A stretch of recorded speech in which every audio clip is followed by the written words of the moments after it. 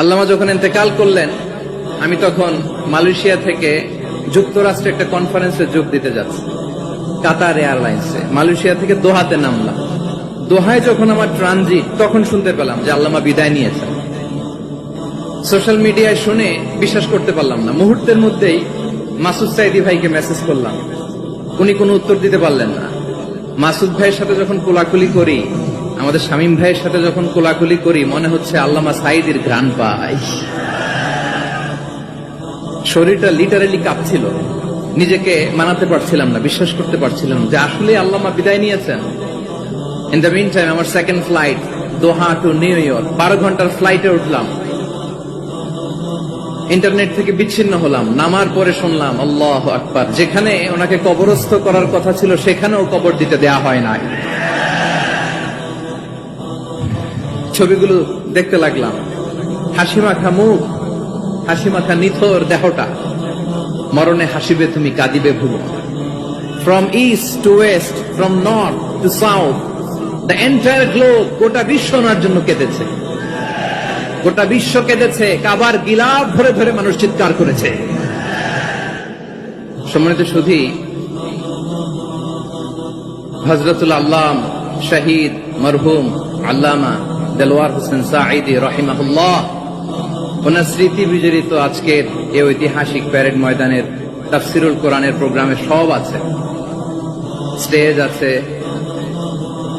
শ্রোতা আছে, প্যান্ডেল আছে, মিডিয়া কাভারেজ আছে, কিন্তু আমাদের কলিজার টুকরাটা আমাদের মাঝে নাই।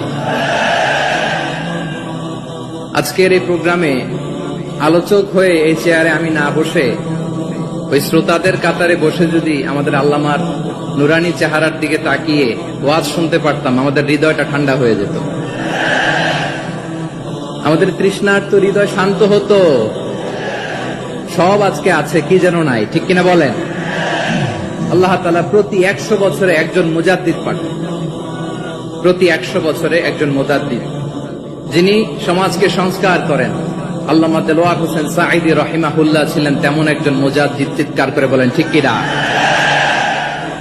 উনি শিরক বিদআতের আস্তানাকে তছনছ করে দিয়েছেন, তাওহীদের বাণীকে সমুন্নত করেছেন, গণমানুষের কাছে তাফসিরুল কোরআনকে জনপ্রিয় করেছেন। আজীবন আজীবন তিনি ইসলামকে বিজয়ী শক্তি হিসেবে দেখার স্বপ্ন দেখতেন। এত প্রাঞ্জল ভাষা, এত চমৎকার আধুনিক প্রেজেন্টেশন, গণমানুষের কাছে কোরআনের তাফসিরকে এভাবে জনপ্রিয় করে তোলার মতো ব্যক্তিত্ব আল্লামা সাঈদী ছাড়া দ্বিতীয় কেউ এই বাংলার ভূখণ্ডে নাই। এই যে তাফসিরুল কোরআন, এই যে টার্মিনোলজি, এই টার্মটাই উনি আসলে জনপ্রিয় করেছেন। আমরা আগে জানতাম না যে এভাবে তাফসির করা যায়, এভাবে scientific indications of the Holi কোরআনকে মানুষের কাছে পেশ করা যায়, এভাবে এত জীবন ঘনিষ্ঠ করে, এত ইন্টারেক্টিভ করে কোরআনের কথাগুলো মানুষের কাছে উপস্থাপন করা যায়। উনি অন্যায়ের বিরুদ্ধে সবসময় সোচ্চার ছিলেন, প্রতিবাদী কণ্ঠস্বর ছিলেন। ওনার আলোচনা শুনলে দেহের রক্ত টকবক করে ফুটতে থাকত। আল্লাহু আকবার, আল্লাহু আকবার, আল্লাহু আকবার। He was a strong mouthpiece of Islamic revivalism. Islamic জাগরণের স্ট্রং মাউথপিস ছিলেন আল্লামা সাঈদী রাহিমাহুল্লাহ। অনেক দোয়া পেয়েছেন, আমরা পড়েছি, এমন জীবন তুমি করিবে গঠন, মরণে হাসিবে তুমি কাঁদিবে ভুবন। গোটা বিশ্বকে তিনি কাঁদিয়েছেন। আল্লামা যখন ইন্তেকাল করলেন, আমি তখন মালয়েশিয়া থেকে যুক্তরাষ্ট্রে একটা কনফারেন্সে যোগ দিতে যাচ্ছি, কাতার এয়ারলাইন্সে। মালয়েশিয়া থেকে দোহাতে নামলাম। দোহায় যখন আমার ট্রানজিট, তখন শুনতে পেলাম যে আল্লামা বিদায় নিয়েছেন। সোশ্যাল মিডিয়ায় শুনে বিশ্বাস করতে পারলাম না। মুহূর্তের মধ্যেই মাসুদ সাইদি ভাইকে মেসেজ করলাম, উনি কোনো উত্তর দিতে পারলেন না। মাসুদ ভাইয়ের সাথে যখন কোলাকুলি করি, আমাদের শামীম ভাইয়ের সাথে যখন কোলাকুলি করি, মনে হচ্ছে আল্লামা সাইদির ঘ্রাণ পাই। শরীরটা লিটারালি কাঁপছিল, নিজেকে মানাতে পারছিলাম না, বিশ্বাস করতে পারছিলাম যে আসলে আল্লামা বিদায় নিয়েছেন। ইন দ্য মিন টাইম আমার সেকেন্ড ফ্লাইট দোহা টু নিউ ইয়র্ক, 12 ঘন্টার ফ্লাইটে উঠলাম। ইন্টারনেট থেকে বিচ্ছিন্ন হলাম। নামার পরে শুনলাম আল্লাহু আকবার, যেখানে ওনাকে কবরস্থ করার কথা ছিল সেখানেও কবর দিতে দেয়া হয় নাই। ছবিগুলো দেখতে লাগলাম। হাসি মাখা মুখ, হাসি মাখা নিথর দেহটা, মরণে হাসিবে তুমি কাঁদিবে ভুবন। From east to west, from north to south, the entire globe, গোটা বিশ্ব ওনার জন্য কেঁদেছে, গোটা বিশ্ব কেঁদেছে। কাবার গিলাফ ধরে ধরে মানুষ চিৎকার করেছে।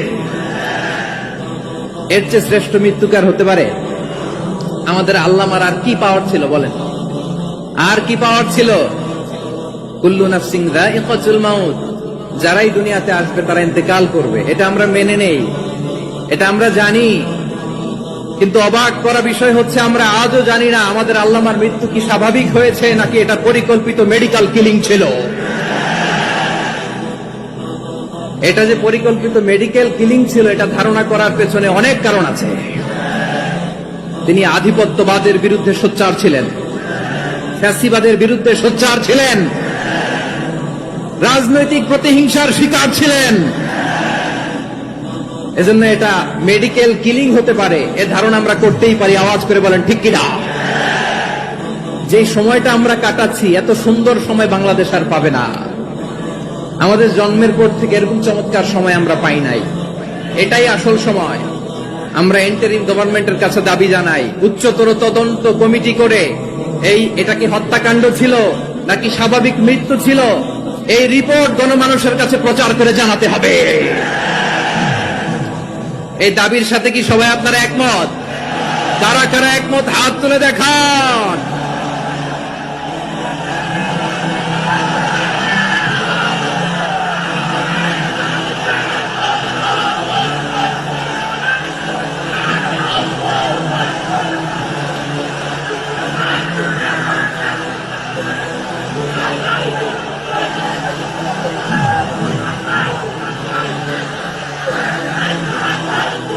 আমার প্রিয় ভাইয়েরা, প্রিয় চট্টলাবাসী, আল্লাহ তাআলা তার এই মুখলেস গোলামকে তার জান্নাতুল ফেরদাউসের মেহমান হিসেবে কবুল করুক, তার জীবনের সকল খেদমাগুলোকে কবুল করুক, জান্নাতুল ফেরদাউসের আলা মাকামে তাকে মেহমান হিসেবে কবুল করুক।